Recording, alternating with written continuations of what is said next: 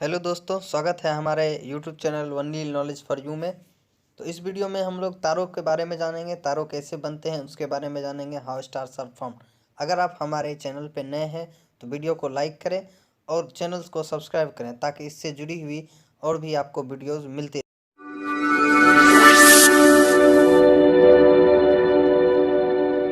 हम लोग जो फर्स्ट स्टडी करेंगे वो एस्ट्रोनॉमी के बारे में, खगोलिकी के बारे में अध्ययन करेंगे। तो एस्ट्रोनॉमी में हम लोग अध्ययन जो करते हैं वो तारों का करते हैं, ग्रहों का करते हैं, आकाशगंगा का करते हैं, गैलेक्सियों का अध्ययन करते हैं, सुपर क्लस्टर का अध्ययन करते हैं, नक्षत्र का अध्ययन करते हैं, तारामंडल का अध्ययन करते हैं। बहुत सारी चीज़ों के बारे में हम लोग जानने वाले हैं इस एस्ट्रोनॉमी के चैप्टर में। ये बहुत ही इंपॉर्टेंट होने वाला है आपके लिए। इतना ही नहीं बल्कि ये एग्ज़ामों के लिए भी बहुत ही इम्पोर्टेंट हो जाता है। और हम इतनी गारंटी के साथ कह सकते हैं कि आप 100% आपको पूरा वीडियो समझ में आएगा। तो जुड़े रहें हमारे साथ वीडियो के अंत तक। तो एस्ट्रोनॉमी किसे कहते हैं? तो एस्ट्रोनॉमी जो होती है खगोलिकी, इसकी हिंदी होती है। तो ब्रह्मांड का अध्ययन ही खगोलिकी कहते हैं। यानी ब्रह्मांड जो होता है, इस ब्रह्मांड में बहुत सारी चीज़ें हैं, सुपर क्लस्टर हैं, स्टार्स हैं, प्लैनेट्स हैं और भी बहुत सारी चीज़ें हैं। तो इसी का अध्ययन जो होता है ये एस्ट्रोनॉमी कहलाती है। तो अब ब्रह्मांड आया शब्द, तो ब्रह्मांड किसे कहते हैं? तो ब्रह्मांड जो होती है दोस्तों, दिखाई पड़ने वाले समस्त आकाशीय पिंड को ब्रह्मांड कहते हैं। ब्रह्मांड में जो भी चीज़ें दिखाई देती है, ग्रह दिखाई देते हैं, सूर्य दिखाई देते हैं, तारे दिखाई देते हैं, तो ये सभी क्या है? आकाशीय पिंड हैं। तो इन्हें क्या कहते हैं? यही सब है ब्रह्मांड। तो ब्रह्मांड में जो सबसे सर्वाधिक चीज़ों की जो संख्या है वो है तारों। तो तारे तो जान गए, लेकिन तारे होते क्या हैं? तो तारे उसे कहते हैं जिसके पास खुद का उष्मा होती है और खुद का प्रकाश होती है। आकार में ये बड़े होते हैं, तो उन्हें हम लोग तारे कहते हैं। तो तारे तो जान गए कि तारे किसे कहते हैं और क्यों कहते हैं। तो क्यों कहते हैं? क्योंकि उसको उष्मा होती है, खुद का प्रकाश होती है, वो चमकते रहता है, तो उसे हम लोग तारे कहते हैं।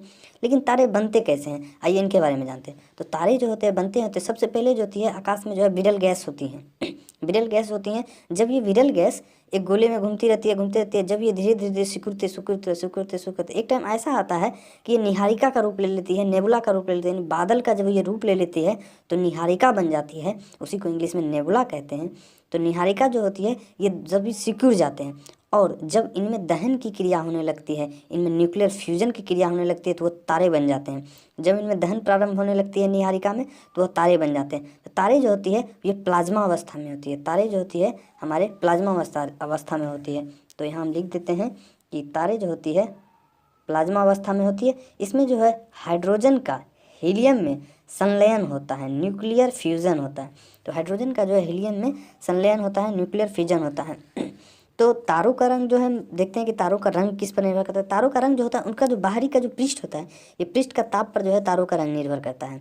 इसीलिए हमने यहाँ लिखा है कि तारों का रंग उसके पृष्ठ ताप पर निर्भर करता है।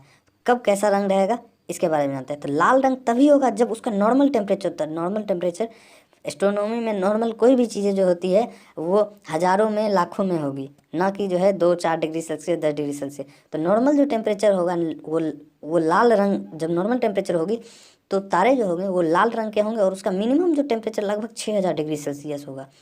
और जब कोई तारे सफ़ेद कलर के दिखते हैं, वाइट कलर के दिखते हैं, तो इसका मतलब है उसका टेम्परेचर मीडियम है। और जब कोई कलर नीले रंग का जब तारे कोई दिखते हैं तो उसका टेम्परेचर बहुत ही हाई होता है, लगभग मिलियंस में जो है टेम्परेचर होते हैं उसके।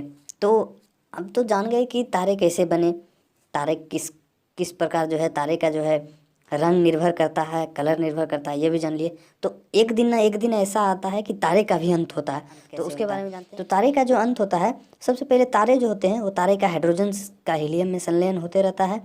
तो हीलियम में संलयन होने के बाद और ये ईंधन जो होती है प्लाज्मा अवस्था में होती है। तारे जब बहुत दिन जी लेते हैं, जब कुछ कुछ ईंधन उसमें बची रहती है, कुछ ही ईंधन बची रहती है, लगभग वो मरने के कगार पे होती है, तो वह लाल दानव का रूप ले लेती है। और ये लाल दानव जो होते हैं आकार में बहुत ही बड़े होते हैं, तारे की अपेक्षा ये बड़े हो जाते हैं और ईंधन में जो है ये कम हो जाते हैं। अब ये लाल दानव क्या होती है? लाल दानव जब ये बड़े हो जाते हैं तो इनमें भी धीरे धीरे ईंधन खत्म होने लगता है, लगभग थोड़ी थोड़ी ईंधन बची हुई रहती है। तभी जो है यह 2 पार्ट में डिवाइड हो सकते हैं। तो एक पार्ट क्या कहता है, तो इसमें एक चंद्रशेखर सीमा लगती है। तो इस चंद्रशेखर सीमा जो कैसे लगेगी तो हम बताते हैं कि चंद्रशेखर सीमा तभी लगेगी जब कोई तारा सूर्य से 1.44 मल्टीपल छोटा है। यानी जब कोई तारा अगर सूर्य से 1.44 गुना अगर छोटा है तो वह श्वेत वामन का रूप ले लेगी। और श्वेत वामन को ही जीवाश्म तारा कहते हैं, क्योंकि ये जीवाश्म की तरह बिल्कुल होती है, इसलिए जीवाश्म तारा कहते हैं। तो चंद्रशेखर सीमा जो होती है 1.44 अगर सूर्य से अगर छोटी होती है तो गुना छोटी हो गई तो श्वेत वामन का रूप ले लेगी, जीवाश्म तारा का रूप लेगी।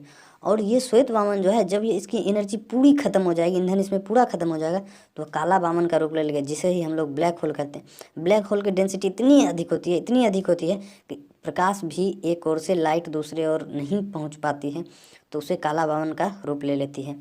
और दूसरा होता है कि जब ये चंद्रशेखर सीमा से 1.44 गुना अगर बड़ा हो जाती है, बड़ा अगर तारा होता है सूर्य से 1.44 गुना अगर कोई तारा बड़ा होता है तो अभिनव तारा का रूप ले लेती है, जिसे हम लोग विस्फोटक तारा भी कहते हैं।